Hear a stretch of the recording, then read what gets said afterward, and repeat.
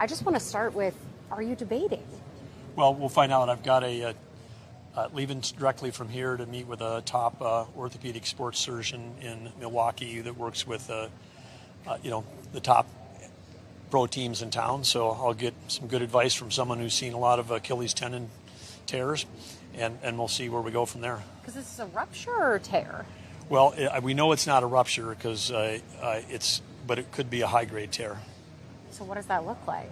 Can you stand for 2 hours? Well, this is one thing we'll find out, but I just did the walkthrough. They've got strong podiums, and they've got them bolted to the floor, so hopefully that'll provide the support I need. Have you had any conversations with the RNC and Fox about maybe a stool, any other kind of accommodation? Well, when we did the walkthrough, both Fox and RNC were very accommodating, trying to figure some things out, but during the debate itself, there's not going to be a lot of accommodations that are going to be possible, and but hey, if I have to stand on one leg for 2 hours to fulfill this mission of improving every American life, I'm happy to do it. There's all kinds of people that make bigger sacrifices than that. So you're either standing or you're not debating. Exactly. Are you in pain? I'm in pretty good shape right now, considering the level of the tear. But I'm someone who I've always declined ever taking narcotics, kind of painkillers, and because I'm always, when I was in the software business, the only thing that mattered was if your brain worked, and so I've tried to do things my whole life to make sure I can keep that clear, and today is one of those days. Yeah, here's a little bit more of a physical game, standing for 2 hours. I mean, what if the doctor says, hey, you can't? Well, we'll have to cross that bridge when we come to it, but I'll take it as a suggestion as opposed to an order.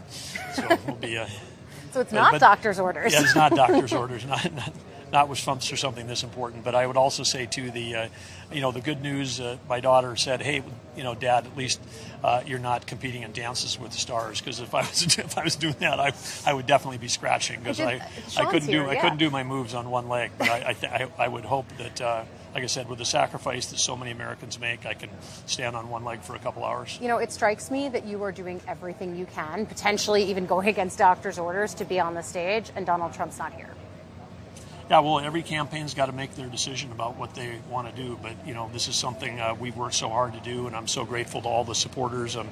You don't get to a stage like this unless a lot of people in your life. And I go back to, coaches in high school, teachers in high school, friends that I grew up with, folks from college, folks from the first startup, family members that are here, neighbors in the town. When my dad passed away when I was a freshman in high school and my mom went back to work with 3 kids, a lot of people rallied around. I grew up in a place where neighbors help neighbors, and we call that the best of America, and I don't want to let them know. Yeah, it's really emotional to be here at this point. That's probably why you're willing to ignore the doctors, right? Yes. Well, it's that important. When you care deeply about something like I do about this country, and like so many people do, it's worth fighting for. Yeah, I think there's something admirable in that Americans can really connect with. But again, it begs the question: if you can do that, why can't Trump? Yeah. Well, again, I'm happy to be in this spot. Because playing basketball with my son yesterday and some other friends and staff. I'll take that any day.